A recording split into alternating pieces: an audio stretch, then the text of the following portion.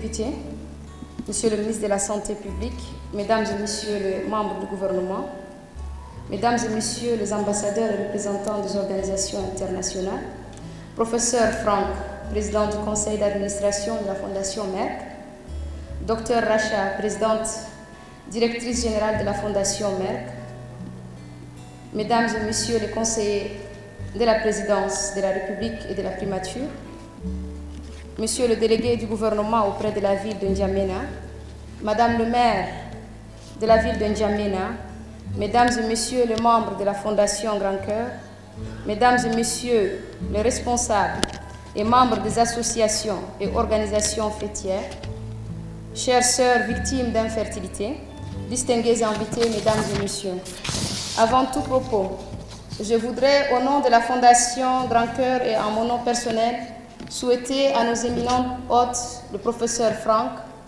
et Dr Racha, ainsi qu'à leur équipe technique, la bienvenue et un agréable séjour au Tchad. Je voudrais aussi leur réitérer toute ma gratitude pour l'honneur fait à notre pays, à la Fondation Grand Cœur et à toutes les femmes tchadiennes. Ce séjour des responsables de la Fondation Merck, bien que bref, aura marqué d'un sceau indélébile le début d'une lutte structurée et organisée pour la restauration des droits de la femme en général et ceux des femmes victimes d'infertilité en particulier. Mesdames et Messieurs, la vidéo qui vient de nous être présentée n'est ni une séquence fiction, ni une série virtuelle. Les témoignages poignants de ces femmes sont le lot quotidien de stigmatisation, de marginalisation, de commérage, de traumatisme, d'agressions physiques et de souffrances psychologiques dont elles sont victimes. Comment pouvons-nous résister sans aucune réaction face à de tels traitements, à de telles atrocités? Comment pouvons-nous rester indifférents à une telle cruauté, une telle barbarie? La femme n'est-elle pas notre mère, notre génitrice? N'est-elle pas notre épouse, notre sœur? Nous ne pouvons tolérer de telles agressivités, de tels comportements. Il est temps que les mentalités changent. Il est temps que certains hommes comprennent que la femme est celle qui mérite respect, gratitude, hommage et honneur. Elle ne peut être chosifiée et considérée comme marasakit, comme certains hommes ont l'habitude de ressaser en longueur de journée. Le président de la République a toujours impulsé pour que la femme puisse jouir de ses droits, de tous ses droits. Et le gouvernement a toujours donné l'exemple. Mais les pratiques néfastes et les pulsions négatives demeurent chez beaucoup d'hommes qui pensent que le mal est toujours du côté de la femme. Ce degré d'ignorance doit être combattu et banni de notre société.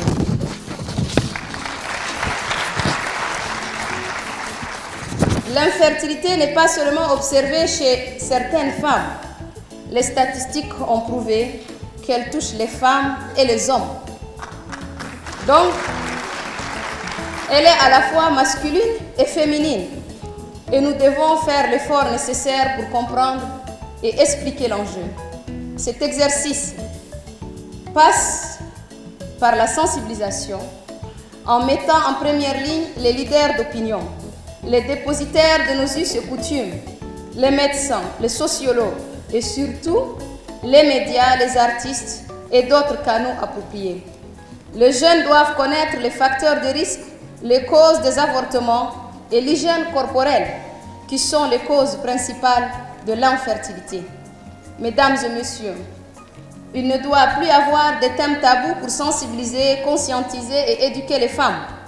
En tant que première ambassadrice de Merck, appuyée des milliers, sinon des millions d'ambassadrices que vous êtes, nous devons porter et soutenir ce projet de Merck et aussi de la Fondation Grand Cœur désormais.